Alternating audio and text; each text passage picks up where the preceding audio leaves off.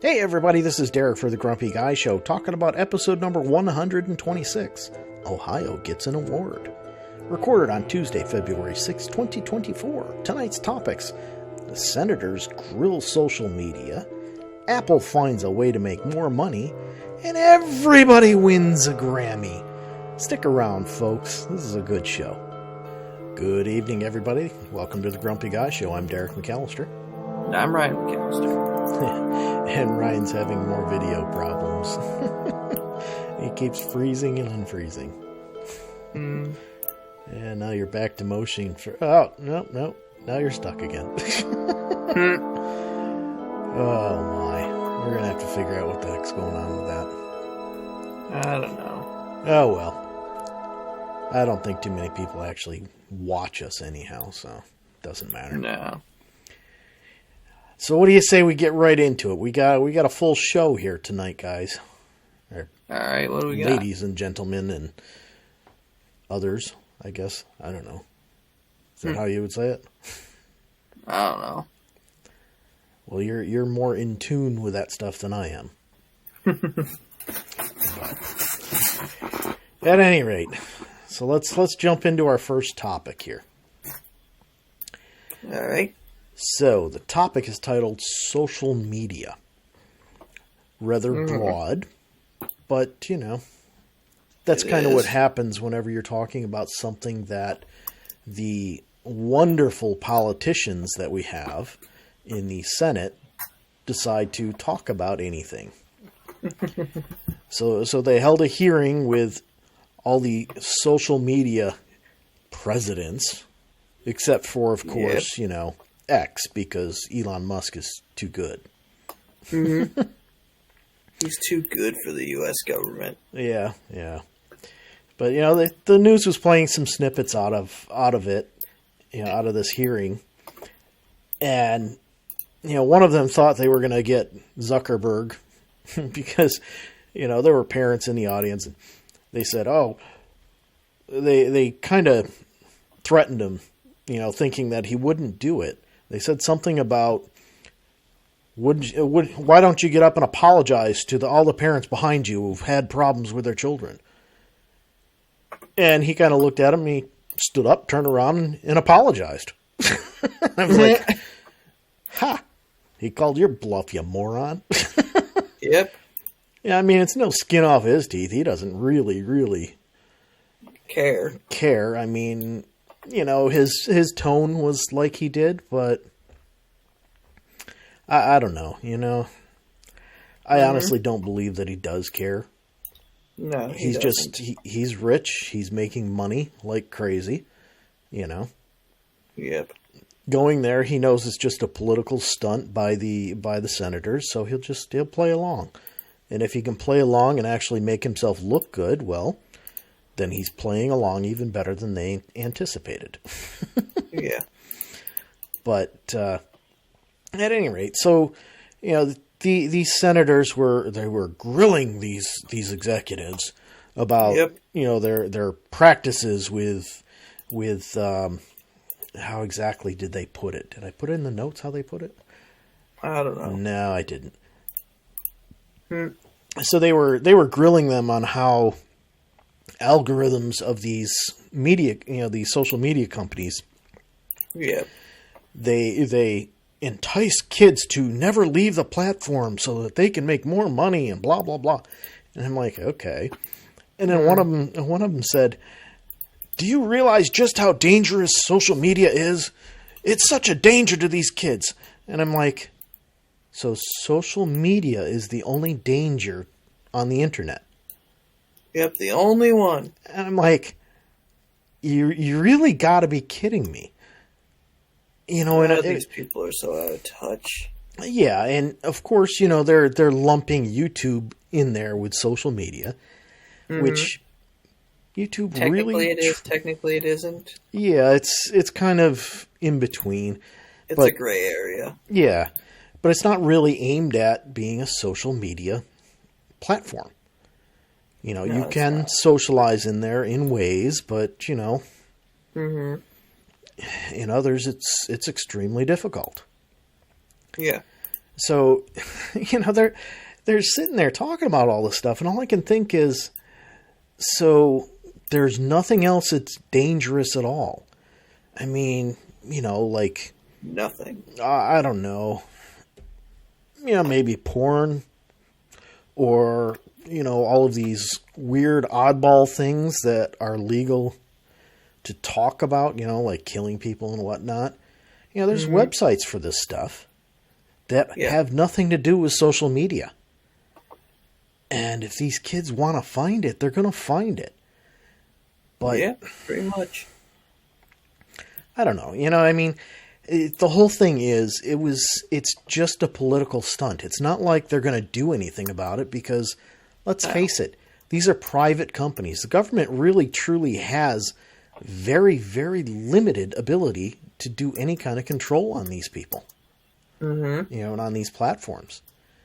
If they tell Mark Zuckerberg, hey, you gotta prevent all kids that are under 13 from being on your platform, all he has to do really is say, that's not my problem.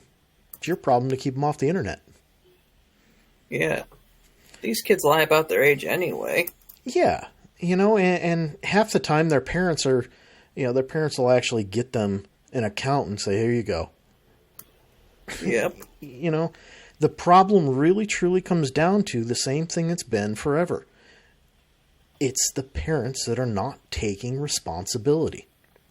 Simply put, the parents need to step up and take a little bit of responsibility for things. They use these social media platforms, even ones that are aimed at children. They use them as babysitters. Yeah. They say, here's my phone. Just shut your mouth while we're in the restaurant. Yeah, pretty much. So until there's something, until parents are held responsible for their kids, nothing's going to change. Some people just shouldn't have kids. Yeah, and it was a saying of my father's, just because you can have children doesn't mean you should have children. Yep.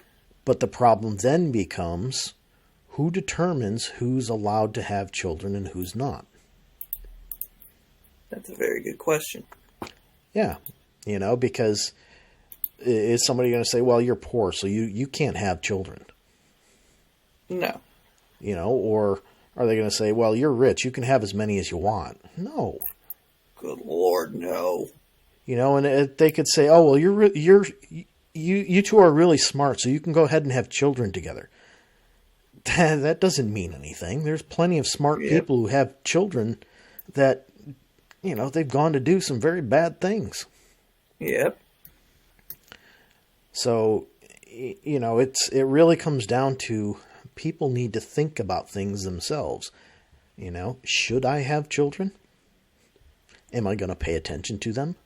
Some people have said that there should be a test, like, in regards to taking care of kids. Yeah, the problem is you can come up with standardized tests, and there's plenty of examples of standardized tests out there, like the SAT or the ACT. They're standardized tests. The problem is the questions are skewed in a certain way. Yeah, standardized tests. I think standardized testing is one of the things that's failing the United States education system. Yeah. And, but that's what would happen if you're talking about a test for whether or not you should be able to have children. It would be a standardized test that's used on everybody. And, of course, the standardized test is going to be biased to whatever the person creating the test believes. Yeah. So if the person creating the test believes that only upper class people should have children, then the test is going to be skewed towards people who are upper class. Mm-hmm. So, you can't do that. That's why only certain people should be creating standardized tests. The problem is that that's why it should be a group of people of different backgrounds. Yeah, the problem is you can never get people to agree. The larger the group, the less likely you are to get agreement. You know, and True. Truthfully, that's part of the problem there is with the House of Representatives. There's so many people in there that it's hard to get agreement. Yeah. But some people are saying that we need more people in the House of Representatives. Yeah. And that's because the House of Representatives is supposed to expand with the population, and it has not expanded since the last state was admitted to the Union. It's not. I don't believe it's supposed to expand with the population.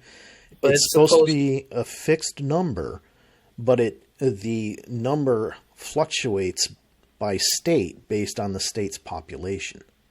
Mm. I believe that's how it's supposed to be. So, of course, when you add another state, then you do need to add more. I thought you were supposed to add more, so it's proportional to the population. No, I don't know. I'd have to do a little bit of research on it, but because I'm pretty sure, as far as I know, it's based on the state's population. You have a limited number of seats in the House. Because if you went back to only counting the House members from the first 13 states, we'd have way more people in the House than we did. But we've added states. So what I'm saying is when you add a state, then you do add more seats. However, the seats are limited in total. So like as the population it's part of the reason for the census. As the population of New York State drops, we lose seats. That population's going someplace else, they gain seats. Florida. Well, at least that's where I think they're all going. No, that's just the old people. Because Florida's gaining. Florida and Texas are the ones that are gaining the most. Yeah, it's because people are just, they're not looking at the whole picture. They just, Florida's the sunshine state, so it's always warm and sunny there. Yep. Yeah, but it's also all full of bugs and reptiles. And, of course, the weather is full of hurricanes. And you got major sinkholes. And then you've got the crazies. Yeah. But at Florida man stories. Yeah. At any rate, what do you say we move on to our next topic? What do we got? So next topic, we have, it's about Apple and the EU.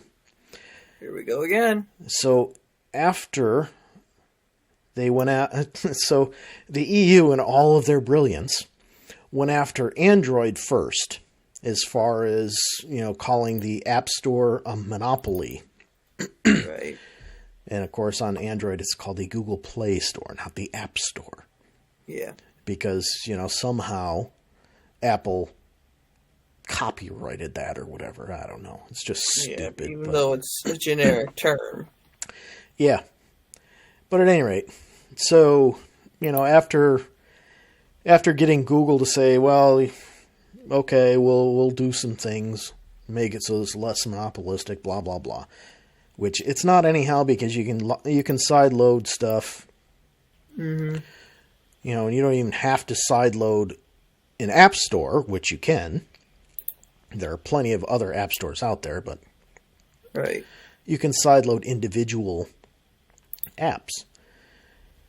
So the EU went after Apple.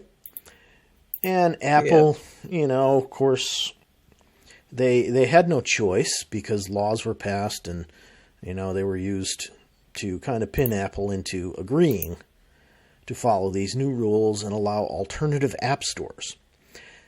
But, and let me check just to make sure. Yes.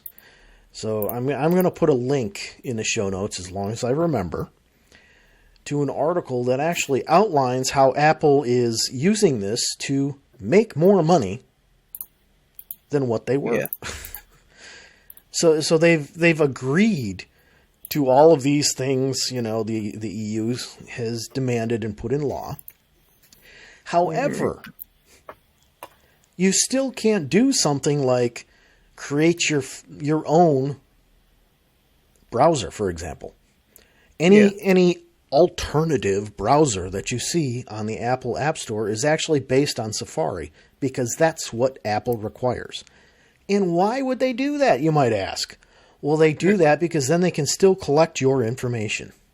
Yes, folks, I don't care what Apple says, they are collecting your information.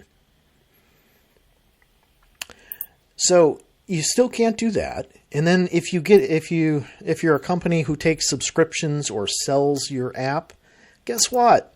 You're still paying Apple. You're still paying the Apple tax. Yeah. Even though you're selling it on a different app store, doesn't matter. If you want it installed on an Apple device, you're going to be paying the Apple tax. Mm-hmm. And the worst part is, there's some kind of tiered thing in there, and I'm like, you got to be kidding me. So and just to make sure that, anybody in the United States or some other country outside of the EU thinks that you're going to, you're going to use a VPN to get into the App Store, or, you're going to use a VPN to get in and be able to do this. No, not going to happen. Because when you pay for something, even if you're paying for it in another app store, the stuff still routes through Apple. And what are they going to do? Well, instead of checking where you're logged in, they're going to check where your home address is for payments. Which means if you're in the United States, you live in the United States, you have your home address set as the United States, but you VPN in so that Apple thinks, so everybody thinks that you are in the EU. You go ahead and you load one of these stores, you go to buy an app on one of those stores, guess what? Apple says, no, you can't do that because you live in the United States, not in the EU. So, too bad, so sad. I find it ridiculous. And I wonder how long it's going to be before somebody sues to say, hey, you know what? You're not following the rules that are laid out in the law. They're going to win. And there's a couple of browser companies, Mozilla being one of them, which, in case you don't know, Mozilla is the company behind Firefox. They have said that basically what Apple has done is going to make it so that even if they wanted to put their browser on another app store, they can't afford it. It's utterly ridiculous. But at any rate, if you're interested in seeing how ridiculous this is, please check out the article. Let me, in case I forget, it's on ZDNet. It's on ZDNet. Check it out there. Search for it. You'll find it. But I couldn't believe that when I read that. I was like, holy crap. Talk about getting away with crap. And, just to make it clear, part of the reason that the EU went after Android first is because in the EU, Android's popularity is way beyond Apple. Here in the United States is the only place the iPhone dominates. Every place else, Android just blows it out of the water. So that's why they went there first. However, I think it's ridiculous that they did because it is open. You can install stuff. And if you don't like the way that you have to do it, you can actually wipe out your phone completely and install a custom version of Android. Or, if you really want to, you can even install Ubuntu Touch. Anyway. Anywho. So that's what I got on that. Somebody can go ahead and slam me if they want, but yeah, I don't think you're gonna win me over on this. Apple is getting away with crap again. That's all there is to it. Yep. So, let's move on. Shall we? So the next thing we've got, I've titled it The Placebo Effect in Ohio. Ooh. Yeah, so everybody knows that, well, not everybody, but People of my generation think Ohio is funny, so if you advertise that we talk about Ohio in the episode, that might get people of my generation to watch. Alrighty then. Well, we'll have to figure out something for that. At any rate, so a lot of people know there was a train derailment last year in Ohio that had, one of the cars. A couple of the cars actually caught on fire, and they contained toxic material. And there were problems and whatnot as far as containment and everything, but the Department of Environmental Conservation for both the state and the federal level have done everything they can to clean things up. They've done tons and tons of tests to make sure that everything is safe. And yet, everybody in Ohio, everybody in this region, they're constantly saying, oh, I've got headaches all the time and I can't drink the water because, it tastes funny and all this other stuff. Mm-hmm. And, there's been many, many times where test results have been given to the public to look at. And these test results show over and over again that levels of these toxins are well below any kind of problem causing for human. So, the reason I called this the placebo effect is because of the fact that when people know something happened, then they have complaints. So I'll give you an example. Many years ago, on the south side of Syracuse, they installed a garbage burning steam plant. They announced, hey, we're going to test this and see how things go. All people did was complain. Oh, it just smelled really bad. I got ash all over the place and all this other stuff. They complained and complained and complained. So then the next test that was done, they didn't announce. Nobody knew that this test happened. So then when they asked the public for feedback on it, they said, well, you got to tell us when you're going to test again. And well, no, we already tested again. Well, I didn't notice anything. Thank you. That's kind of the way that I feel about this thing going on in Ohio. These people are looking for attention. So then, I can't drink the water. It tastes funny. Well, is it that the water tastes funny because of what happened? Or is it that your pipes need replacing? Have you had the water tested before it gets into your house? And have you had it tested once it gets in your house? And these headaches, are they caused by, you just thinking this? Or is there a real thing behind it? I'm baffled, But, at any rate, I'm sure people are going to complain. What do we know? Yeah. I'm sure people are going to complain about that to us. All right, no, they won't, because nobody watches and nobody comments, so. Yep. Oh, well. So our last topic. I titled this one, Everybody Gets an Award.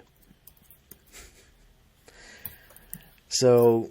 Okay. Is this about J.D. Power? No.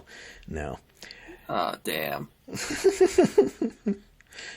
But, it could, kind of relates, I guess. I don't know. But, so I'm not huge on award shows. The other night, they had the Grammys, and of course, yesterday morning on the news, they were talking about all the winners and everything. And of course they say, oh, Taylor Swift sets a record with her 4th win of Album of the Year, or whatever the fuck it was. Right? Of course she did. Yeah, so then they're going along and they say, and Miley Cyrus won for Best Album of the Year. I'm like, what? We just name it different and we give it out twice? If you have Album of the Year, how can you have Best Album of the Year be something different? They're the same damn thing, people. I don't get it. It's just so that everybody gets an award. It's like if the Oscars had Best Picture and then another one, Best Feature. Yeah. Because it's not like a short film is going to win Best Picture. Or it kind of makes me chuckle because when I used to listen to the radio on the way into work, the morning show, they would talk to Jim Boeheim once a week. And of course, they had him do promo spots for it and everything. Ah, yes, the man that will never retire. Yeah, well, he's retired. But I don't believe it. But at any rate, so they had him do this one spot, and he said, "You're listening to Gomez and Dave, the best radio show in Syracuse, on the morning, on in the morning, from 6 to 10." So it's like, okay, that's funny. Well, Taylor Swift got the Album of the Year for this one particular album because of this one song, because of... But Miley Cyrus won Best Album of the Year for this particular song. I mean, come on. If you make things specific enough, then yeah, everybody's going to win a freaking award. Yeah, pretty much. And it's like what you've said before about J.D. Power. Everybody's got a J.D. Power award. Everybody does. You do, I do. It's because they make these things so specific that one is ever so slightly different than the other one that they can give it out multiple times. And then whoever's paid the most for a particular little tiny feature wins that award. Yep. It's like, come on. Whatever happened to actually having an award that's won because it's the best of something? Instead, no, we've got everybody wins. I mean, the Oscars still gives out just one Best Picture award. They don't have Yeah. Although they do have a separate one for animation. But that's been there for a while because the Oscars doesn't seem to take animation seriously. Well, it's because... Because literally because almost every Best Animated Feature award is Disney or Pixar. And who owns Pixar? Disney. Oh, that's right. I wonder why. Yeah. I wonder why both of those keep winning. Yeah.